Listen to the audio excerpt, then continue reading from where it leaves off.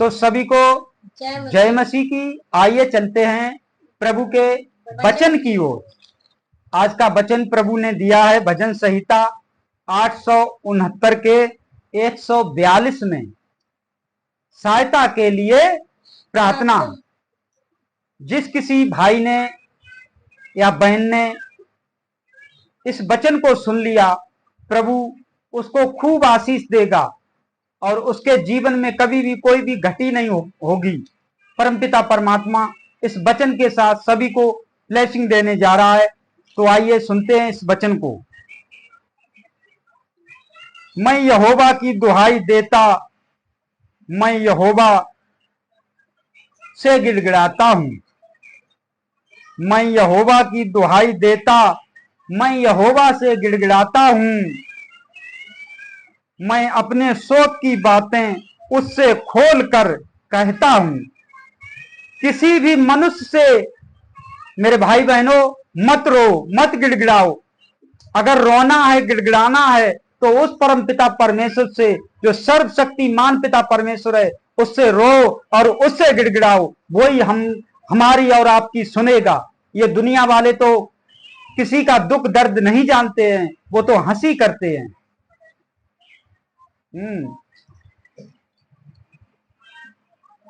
मैंने अपने शोक की बातें उससे खोलकर कहता,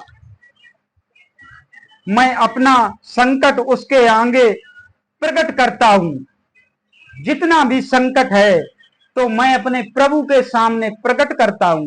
उसके सामने सारी बातें खोलकर कहता हूं कि हे प्रभु, तू मेरी सहायता कर। आज मेरे ऊपर ये संकट पड़ा है।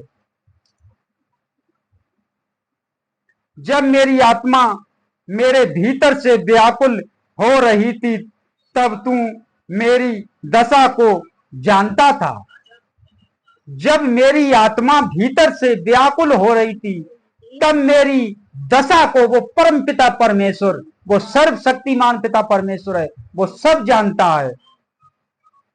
जिस रास्ते से मैं जाने वाला था, उसी में उन्होंने मेरे लिए फंदा लगाया।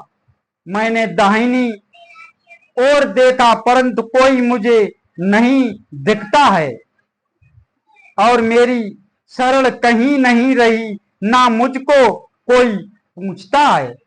जब किसी मनुष्य के पास कोई दुख आता है, तो उसके जितने भी भाई बंद, हितू, रिश्तेदार, संगी साथी, सारे उससे मुख मोड़ लेते हैं। उसको कोई नहीं पूछता है। सिर्फ और सिर्फ वो परम पिता परमेश्वर के अलावा कोई भी नहीं पूछता है। तो मेरे प्यारे भाई बहनों, अगर कहना है किसी से, तो वो उस प्रभु से कहो, उस खुदा से कहो, जो सबकी सुनता है और सबको देखता है और सबका पालन पोषण करता है। तो उस खुदा से रो और गिड़गिड़ाओ, वो हम सबकी सुनता है।